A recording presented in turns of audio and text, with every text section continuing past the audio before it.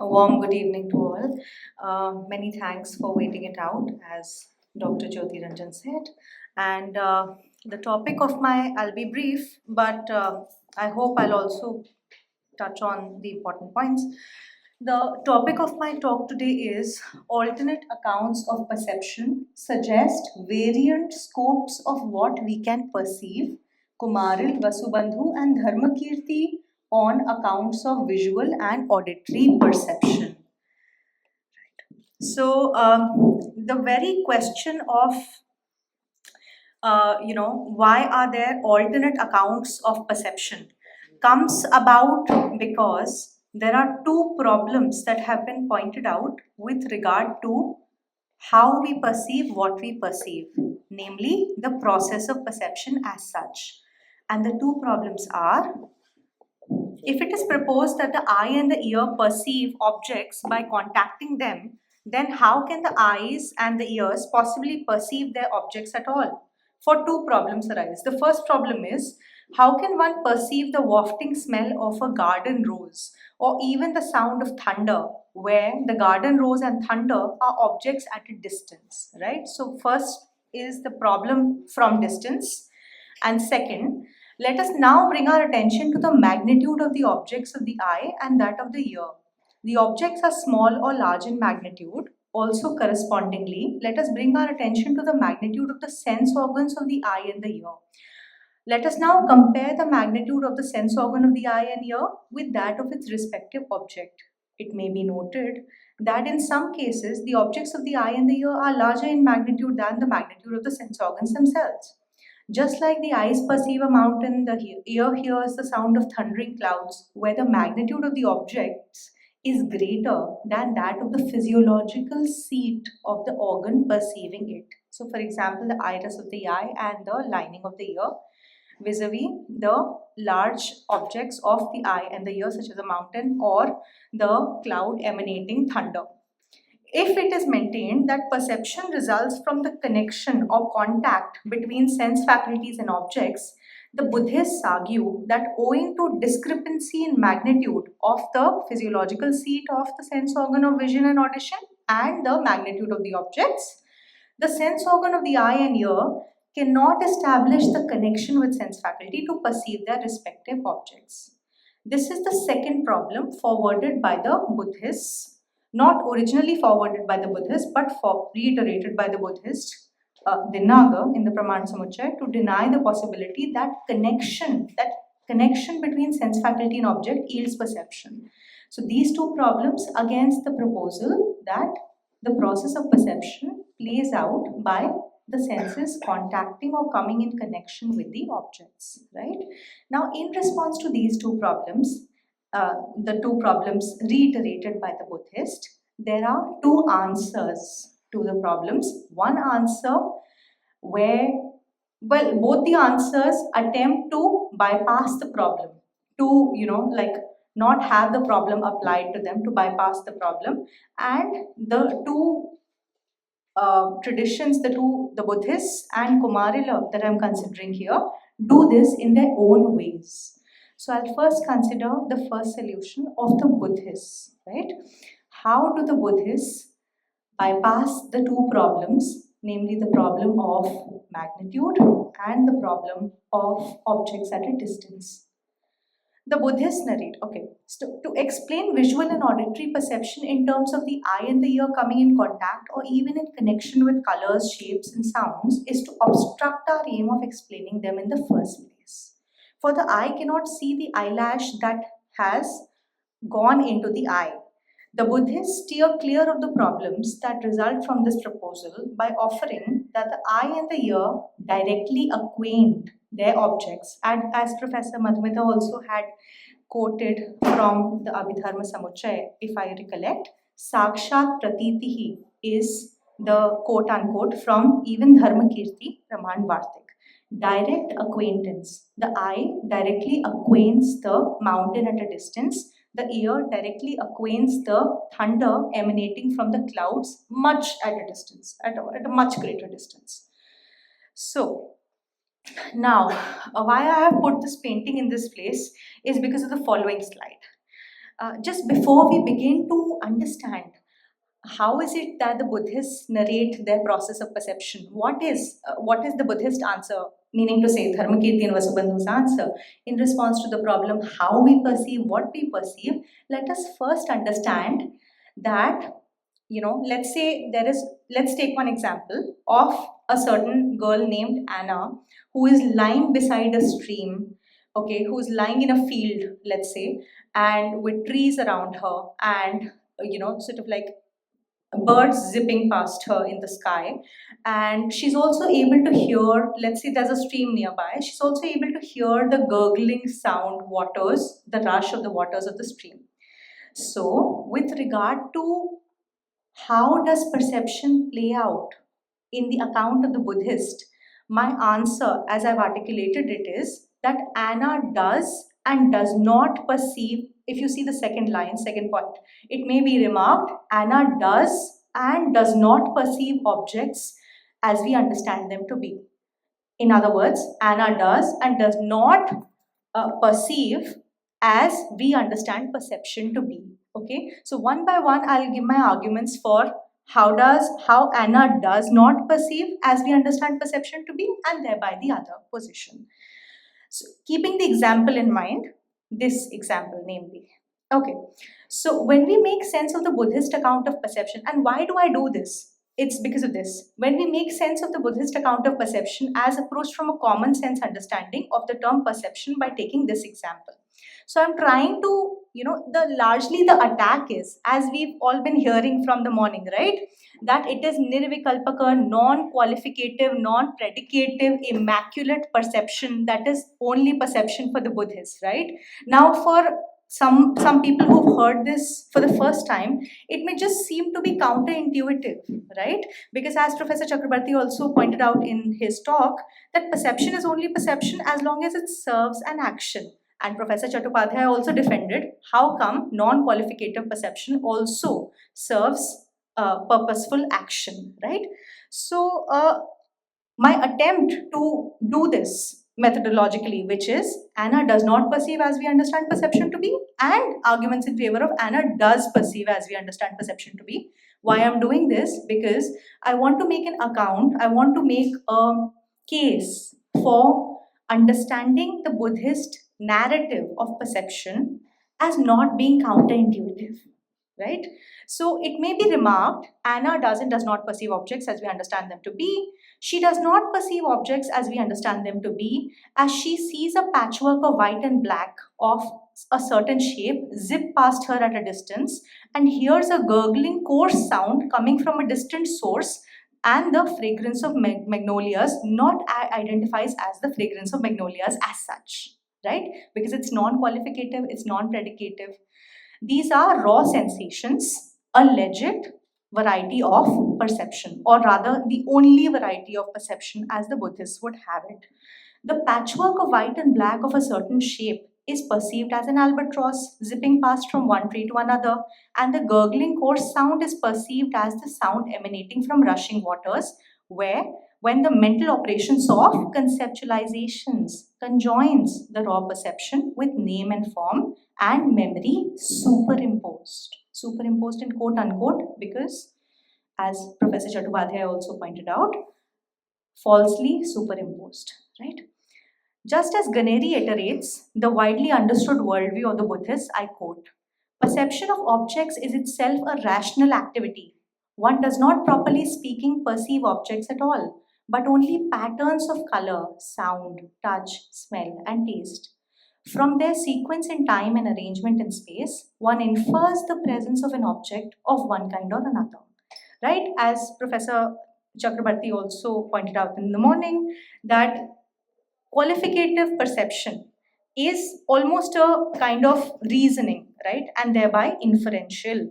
Reason here is a mental faculty of construction, synthesis, and superimposition of name and form. It brings order to the array of sensory data, right? As per Vasubandhu, if a few sensory experiences are being experienced together, it is not the case that they are actually occurring together. In this sense, Anna does not perceive as we understand perception to be.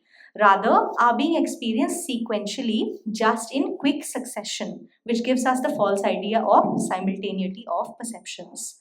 Further, the Buddhists understand the senses and objects to be impermanent in what I call a radical way, such that they already do not exist, presently exist, and will exist in the future moment by moment. Momentary sort of like continuum of perceptions. And also sense organs and also objects, because that is the nature of reality as they narrate it to be. The eye organ is internal. Okay, again, this is another argument in favor of Anna does. Okay, so now we move on to Anna does perceive as we understand perception to be. Okay, so in what ways is the Buddhist account of perception similar to our commonsensical account of perception? The eye organ is internal and it pertains to one's own psychophysical continuum, and it is transparent, it cannot be seen. It has its seat in the eyeball, which is external, born of the four elements, which can be seen. This is from Abhidharmakosha Bhashya. The one who perceives is the psychophysical continuum. The sensory receptors are not the eyes, ears themselves, but rather the receptors lie at the back of the eyes, inside the ear, and are transparent. The sense faculty is not equivalent to the sense organ. That the visual organ is ascertained as transparent may relate to the fact that the cornea is clear like a window. Here I'm trying to make sense of what they said here. The sense faculty is not equivalent to the sense organ, so I'm trying to make commonsensical understanding of it by corroborating it with the fact that the cornea is like a clear window. It helps your eye focus the light to make things look sharp and clear. Visual consciousness does not just arise from the atom of the eye organ and the atom of the visual form presented to it, but also the operations of the inner sense, which have a past basis. Visual consciousness has the continuum of the eye as its basis, which is simultaneous with it, but also the continuum of the inner sense as its basis, which is of the immediately preceding moment, and also the immediate past, thought-related part of the dharma component as its immediate precondition. Again, yeah. So again, Professor Chakrabarty made an argument to perhaps we'll discuss that later. The eye organ is understood to be a basis of resultant visual consciousness, while the visible form of color shape is not a basis, for changes in the eye bring about a change in the visual consciousness. Okay, so why Pratyakṣa is called Pratyakṣa and not Prativishaya?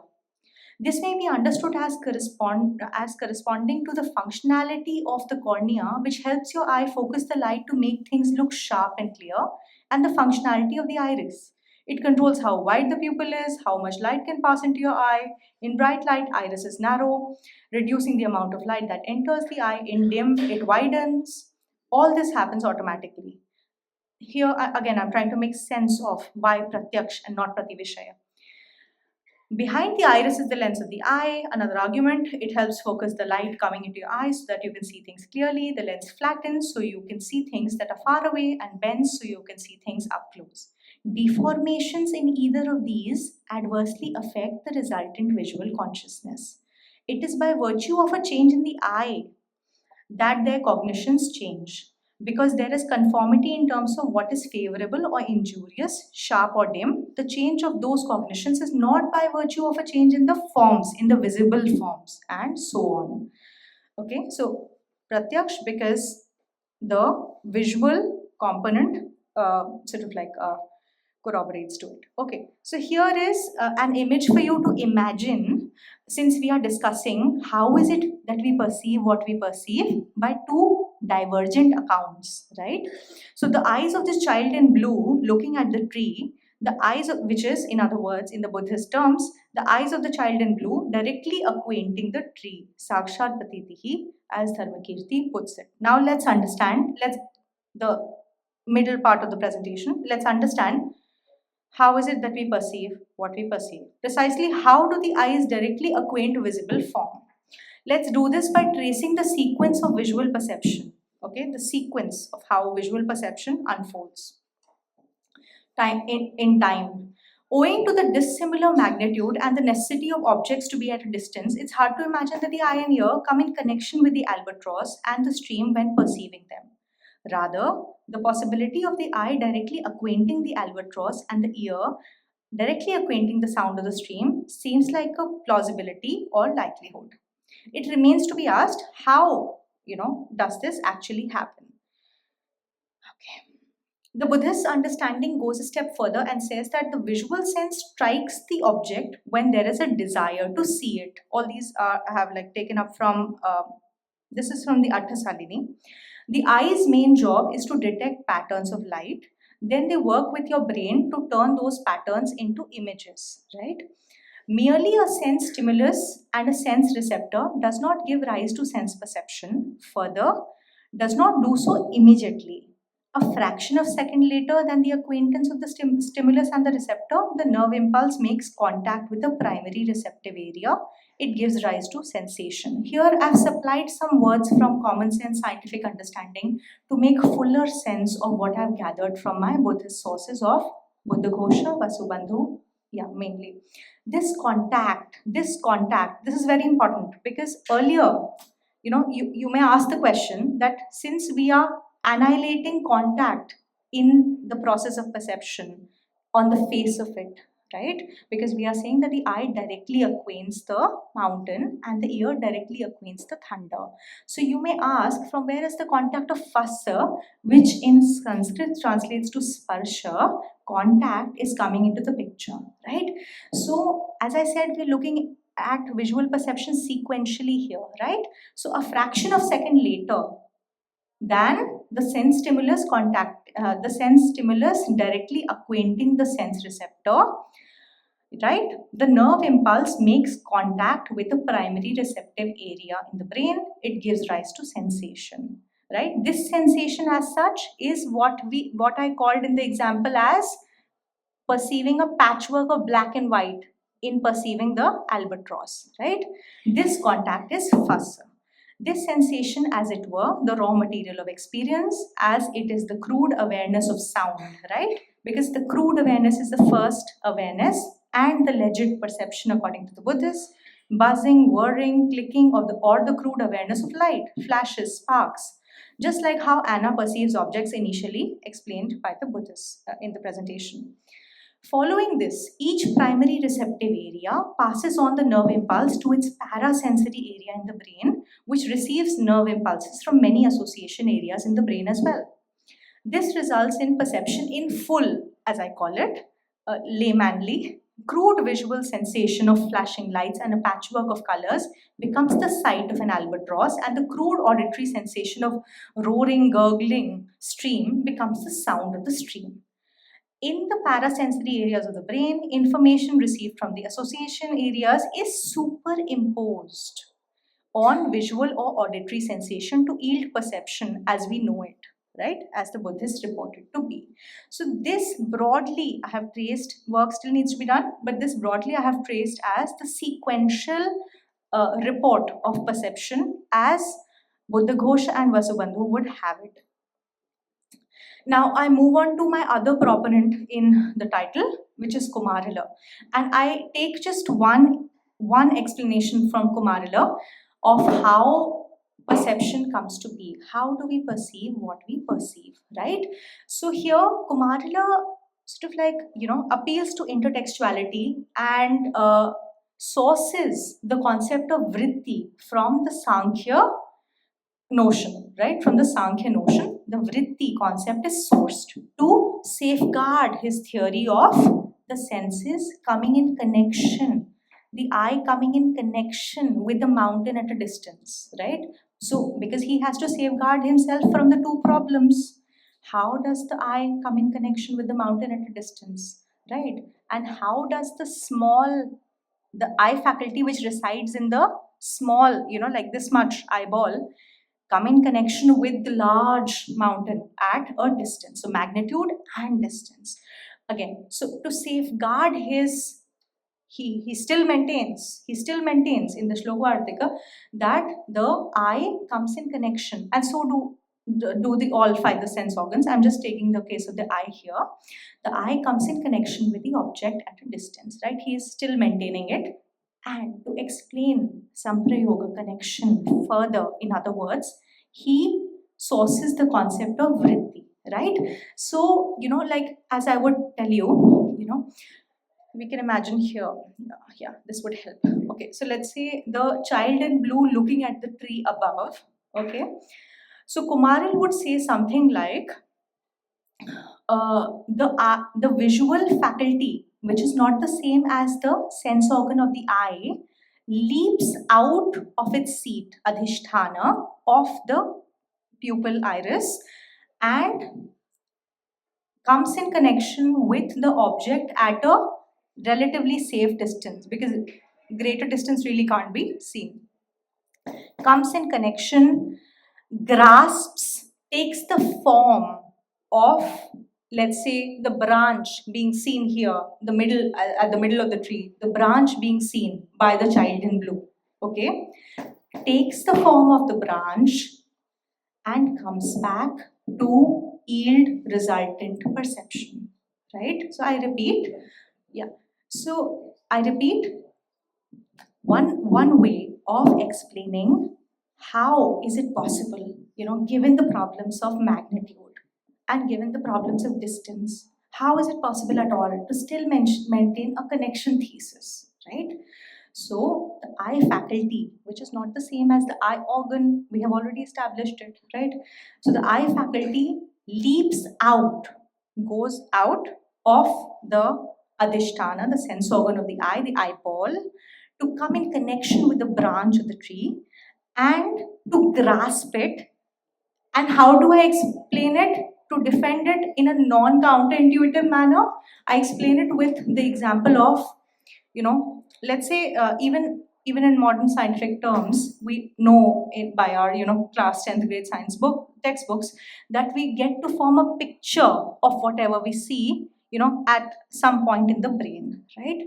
So this is how I explain the grasping of the branch of the tree and the coming back of the visual faculty as such. So that becomes possible because Kumārila resorts to the concept of vritti of Sankhya, and he says here, as you can see here on the screenshot that I have taken.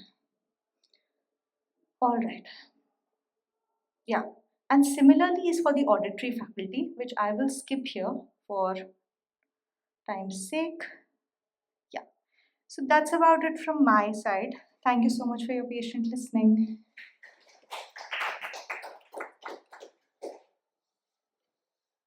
Do questions? Yes, please. There's a question at the back. Yeah, and here. And ma'am.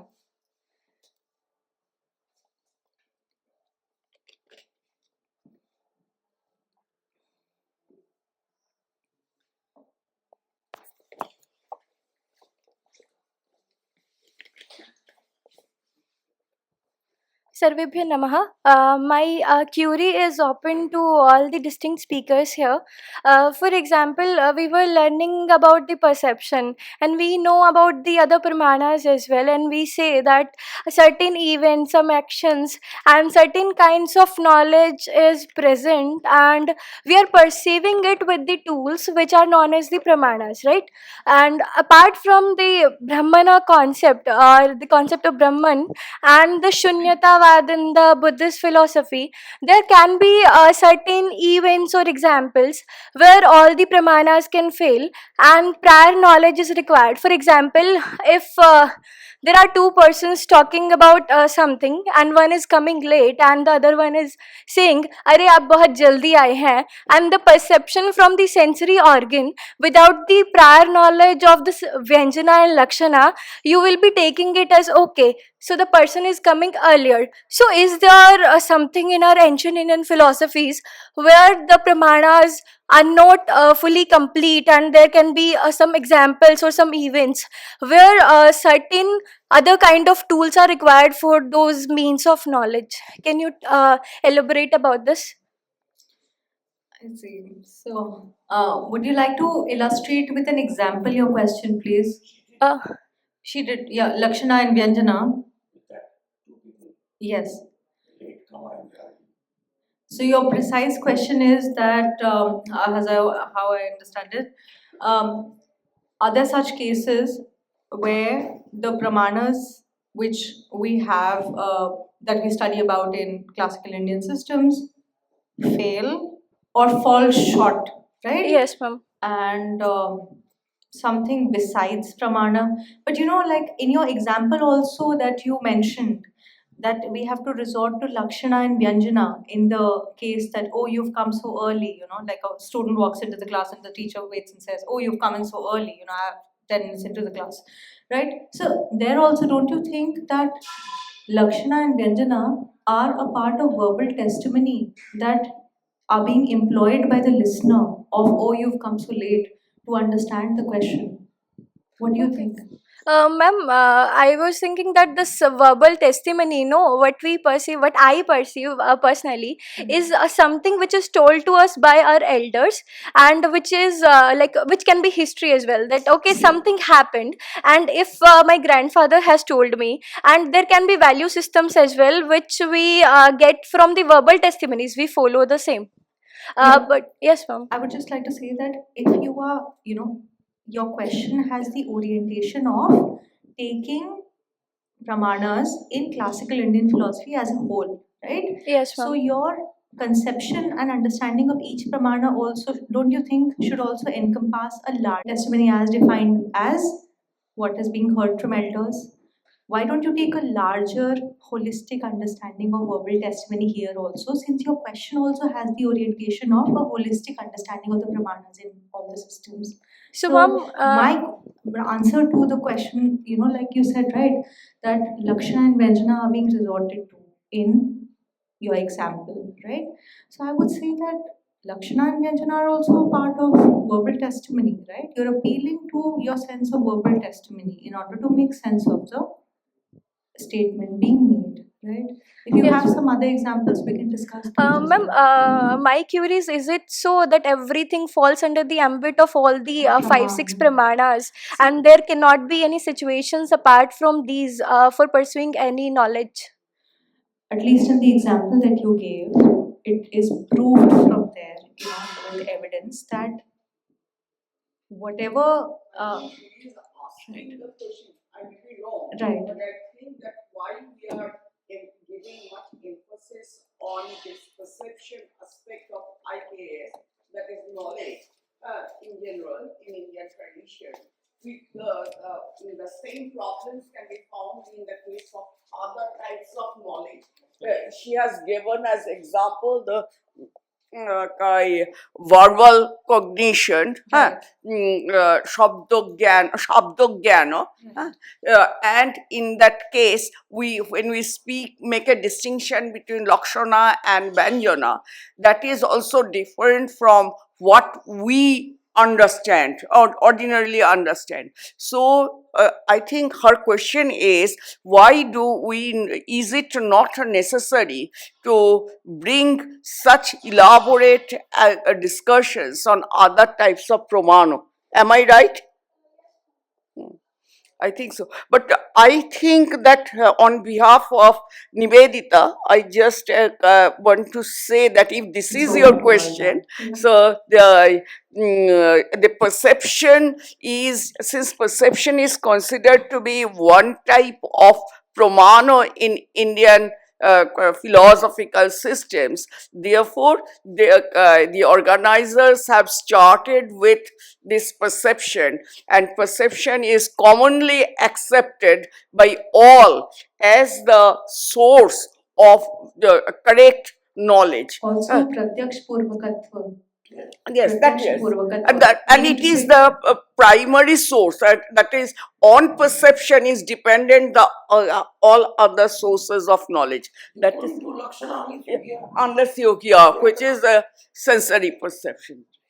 But I think, just to reiterate, ma'am, your question is also one side of her question. But I think what you are trying to ask is, dear student, that within the ambit of all the pramanas, 6, 7, 8 pramanas that Indian classical systems taxonomize, are sources of knowing covered? That's what you're asking, right? And if anyone wants to answer that, Professor, would you like to answer? I'm not anyone. I'm like, my leaning my leaning, it's an open-ended question. I would think about it, but my leaning, as far as I have studied and known, is I would say a yes, although, but I would just think about it and get back to you also. Yeah. I think that her question was very valid. Right. Your answer that it is part of Shabdabodha, Right. a system of understanding other people's words. That's very correct. What is interesting is that, and she may not know, Right. is that Shabdabodha itself, Yeah. just as perception theory, Right. not only includes perception of physical object, perception of sounds, it includes alaukika pratyakṣa, it includes perception of the past. Right. We saw it includes perception of time difference. Perception of other persons also. It's huge. Yes. Similarly, understanding of words, Yes. whether text, scriptures, or other people, or your body, or sarcasms, like Vyanjana. I want to look at her. So, sarcasms, like a sarcastic comment, this is all overall bringable under the heading of Shabda Gyan, from words. Okay? And as they said, but there is an interdependence of the sources of knowledge. As far as your dissatisfaction that these kinds were not discussed, remember, this conference was about enigmas of sense perception, widely understood as suprasensory perception also. This is not at all. We haven't even scratched the surface. There has to be at least 20 conferences on inference. Right. Right? Inference. Indian knowledge system has tons of stuff to talk about. Just the Buddhists themselves have inferences theories. And as she is right, we should never forget about slanted, crooked statements, implicit, other deeper meanings, all of those. This is very much part of, but one should, at the end of the day, still justify why this was called enigmas of perception. Because, to continue your story, if the boy who is late and the teacher sarcastically says, "You are early today," if he says in response naively, "Sir, I don't see your point. I am not early, I am late," then he is using the word see as a perception word. So, in that sense, you could include everything under perception. But the Indian attitude is just your attitude. If two pramanas is not enough, Charvakas said everything is perception. Rejected by the Buddhists and the Sankhas, two sources, perception, inference. Rejected by yoga, perception, inference, testimony. Rejected by Nyaya, perception, inference, testimony, analogy. Analogy. Rejected by Mimamsa, 6 sources. No. If you add a 7th source, well and good. So be it. So be it. Thank you. One question. Professor has a question. No, I don't have any question. Okay.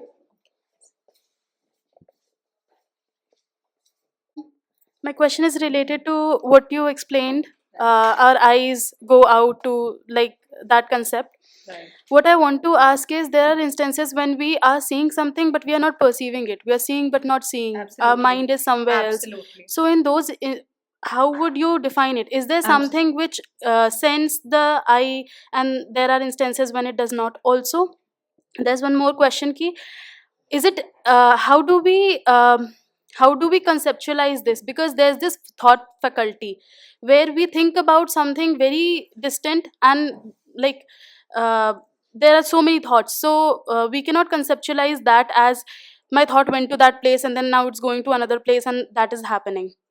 So there must be some other mechanism by which it works. If that is true for the case of thought, then that should also work for these senses, and there would be no necessity for them to go to an object and then have that sannikarsha or the concept that we were talking about. I'll answer your first question first and then I'll demand a clarification for the second, right? Okay, so the first question that you asked is that let's say I'm looking at you, but I'm not really looking at you. My mind is lost, right? In response to this, the second proponent who makes the use of vritti, right, leaping out of the senses, Kumārila, he himself gives us a theory, okay? He says that as long as the senses are in connection with the objects in the present, okay, and the connection is not just of the eye and the object, but the connection is of the object, the eye, the mental faculty, or the inner sense, also called the inner sense, and the soul. Okay? So, as long as the connection of these four is established, there is perception of your face in front of my eyes. But if there is only the connection of your face and my eyes, and not of my eyes and the inner sense, and not of the inner sense and my soul, then I'm just blankly staring at you and into my own thoughts.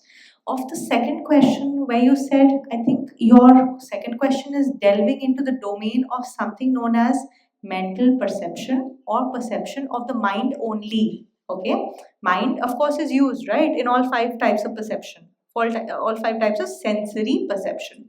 But there is also one perception where you're saying, I think the case of daydreaming, if we take it, right?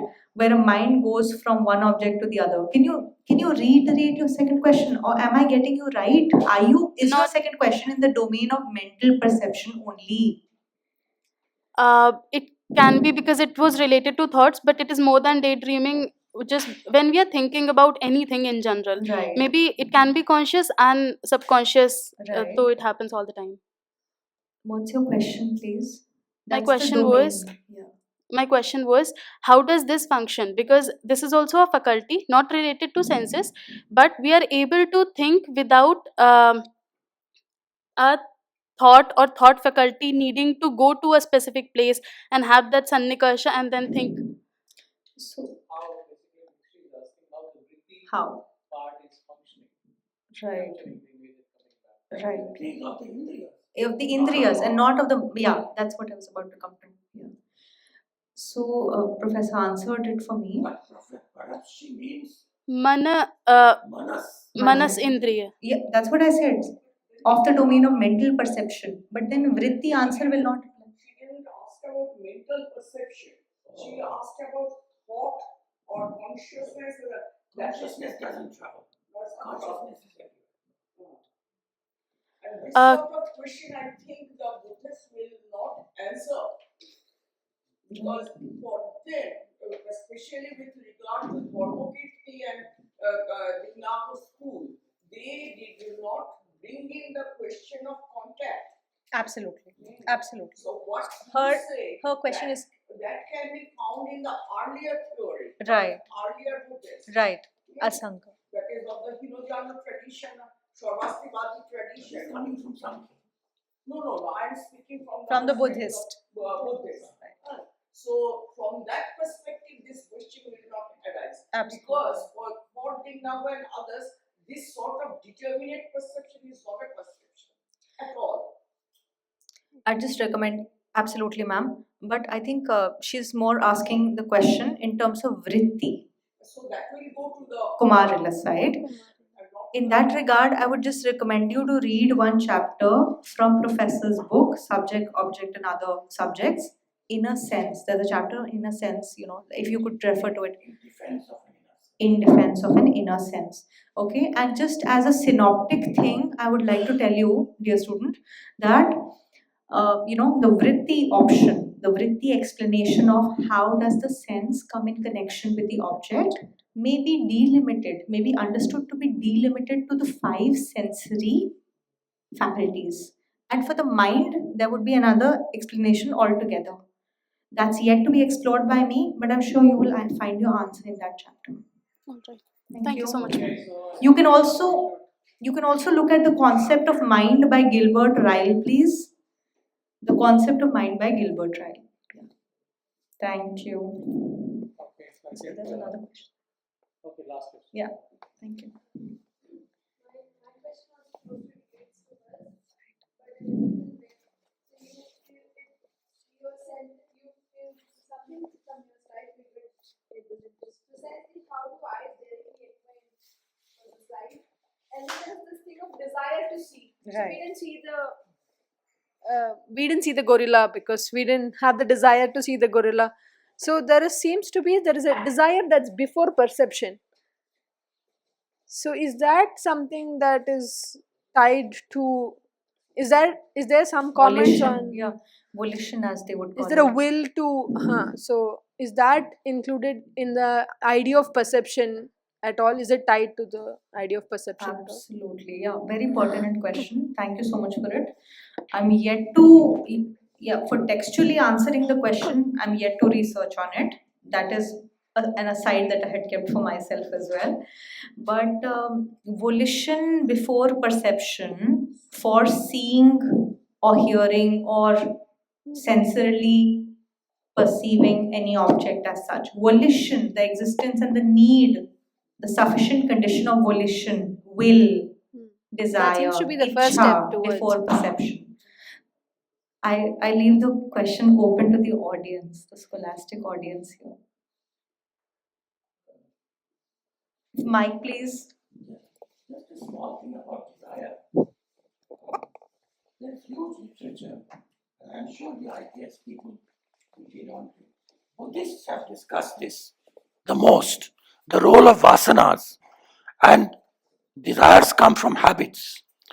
And what is interesting, the Yoga Sutra discussion of memory, what we remember and what we forget, is directly connects it with what we desire to remember and what we desire to forget. And so somebody who remembers every Hindi movie song after 10 years of it, cannot remember the periodic table because of desire. But I don't know whether in this whole audience, at least on the women students, if there is anybody interested in feminist epistemology, even if there isn't, one of the major contributions of feminist epistemology has been to emphasize the role of caring in knowing something.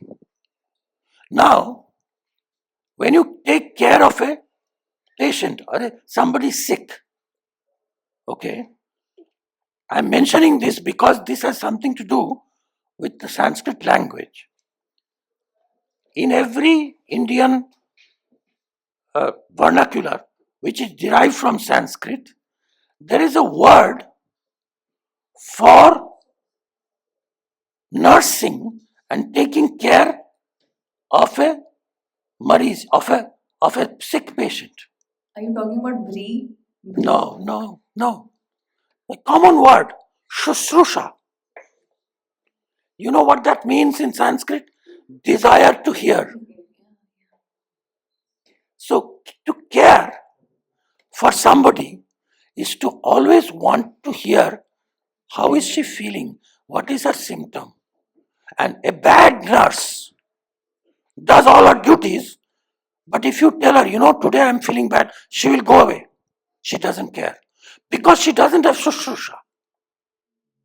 So shrotum ichha, sunne ki, Lending an ear.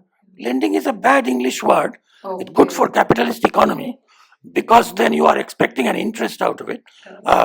Because when you lend money, then there Volunteering is an ear. Yes.